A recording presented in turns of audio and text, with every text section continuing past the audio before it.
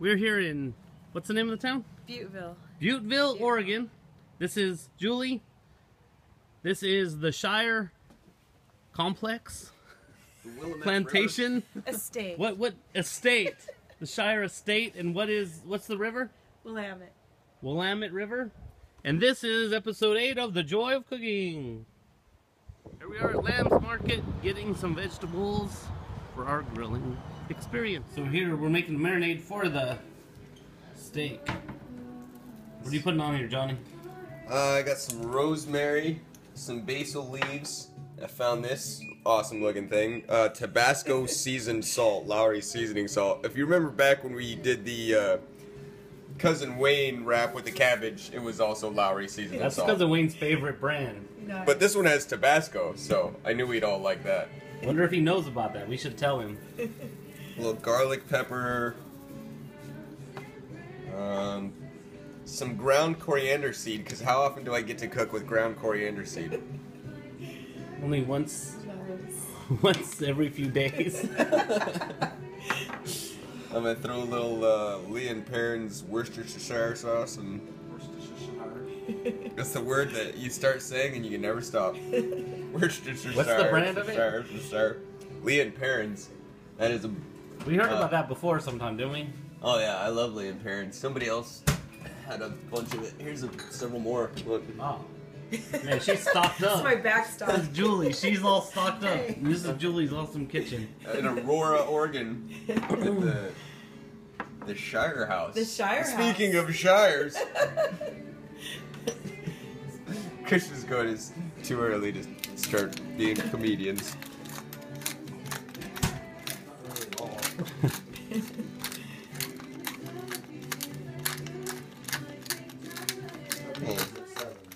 Cracked pepper. Is that 7? Okay. Yeah, we looked up on the website. It said 7.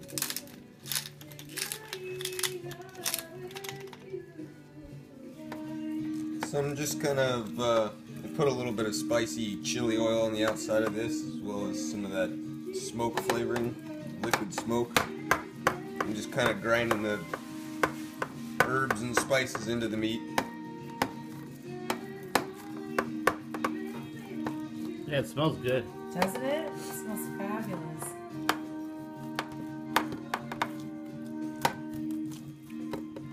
And then I'll get ready to mix the marinade, which is wine. Wash your hands so you don't get salmonella. Or so you don't get everything else dirty. In this case. Richard Beaters. That's for Bob. And that's the end of our marinade, which consisted of some old red wine, which had started to vinegar. Oh, did you use it? I did use it.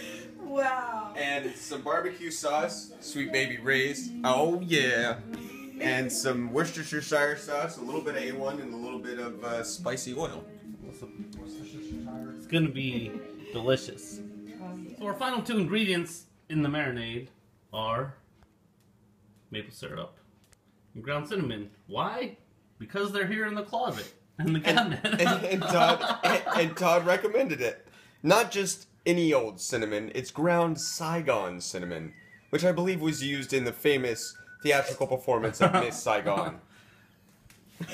So at the grocery store we got some asparagus, we got some acorn squash. Butternut. Looks like that. Oh, butternut squash. Because it doesn't look like an acorn, it looks like a butternut. And what did you do to the butternut squash? I'm experimenting as usual. I've never cooked butternut squash, but I cubed pieces of it, and then I hollowed out the bottom part of it with all the seeds and pulp, and just throw it in the trash.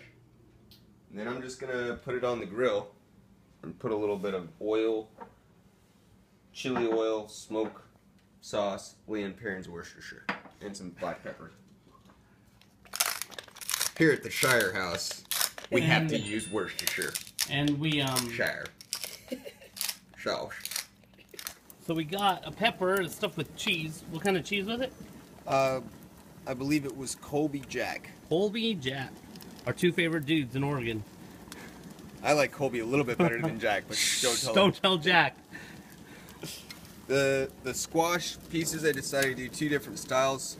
One of them I wrapped them in that foil. We'll see how they turn out. These ones I'm just going to put directly on this upper level of the grill. The marinade's the same for both. It's a little bit of that Worcestershire, black pepper, some of the Lowry seasoning salt. Woo! It's hot. Looks like these flames are getting a little crazy. Turn that sucker down. Look at it. That's awesome. Somebody might want to call Oregon Fire Department here. Oh my god. If this is the last video you see of us, everybody will know why. We might need a spray bottle or something here pretty quick. Starting to rain here. That will probably help us out. Help put the fire out when we all catch on fire.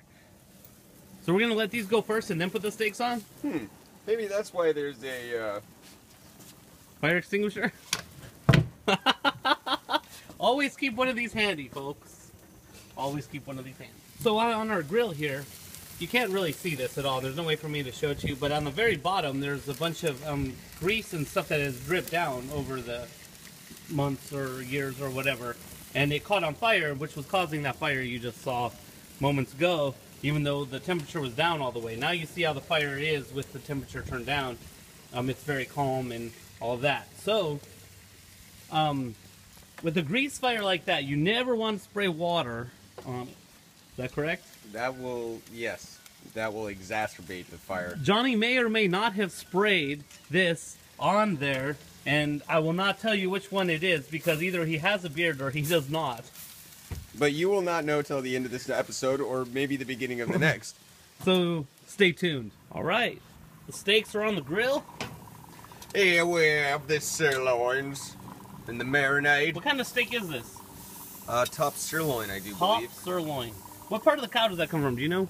I was asking that dude in Lubbock all those questions that one day, remember? I believe it's like stomach area because it's like part of the loin, like loin. The upper loin. Sirloin. Sirloin. And we got ourselves an honor student on our hands. The royalty of the loin family, sirloin.